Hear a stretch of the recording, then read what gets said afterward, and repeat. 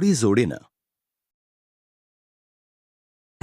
पृथ्वी लोकांनी भरून गेली होती, परंतु त्यांनी एवढं पाप केलं की त्यांना बनवल्याबद्दल देवाला वाईट वाटलं. पृथ्वीवरील सगळ्यांचा नाश करण्यासाठी देवानं महापूर पाठवण्याचं ठरवलं.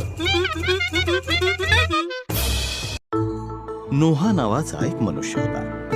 तो इतर लोकांसारखा दुष्ट नव्हता. नोहाचं देवावर प्रेम होतं आणि तो त्याची आज्ञा पाळत असे. त्या महापुरातून नोहा आणि त्याच्या कुटुंबाचा बचाव करावा असं देवानं ठरवलं. देवानं नोहाला महापुराची पूर्वसूचना दिली. देवानं त्याला कमी उंचीचं छत, 3 मजली, 1 खिडकी आणि 1 दार असलेलं खूप मोठं जहाज बनवण्यास सांगितलं. देवाचं आज्ञापालन म्हणून नोहानं ते जहाज बनवलं. 1 नर व 1 मादी असे सर्व प्रकारचे प्राणी जोडी जोडीनं जमवावे हे देवानं नोहाला सांगितलं.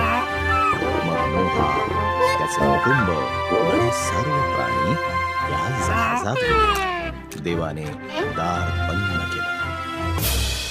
40 दिवस आणि 40 रात्र पाऊस पडला. आकाशातून पाणी पडलं आणि समुद्र व तलाव त्या महापुरात पृथ्वीवरील सर्वोच्च पर्वतही बुडून दिसेनासे झाले. दरम्यान नोहा, त्याचं कुटुंब आणि सर्व प्राणी त्या जहाजात सुरक्षित असे महापुरावर तरंगत होते. देव नोहाला एक क्षणभरही विसरला नव्हता. देवाने जोरदार वारा वाहवला. सर्व पाणी ओसरलं. ते जहाज अरारात पर्वतावर टेकलं. नोहानं एक कबूतर बाहेर पाठवलं. ते परत आलं नाही. तेव्हा बाहेर सुरक्षित आहे सगळं असं त्याला समजलं.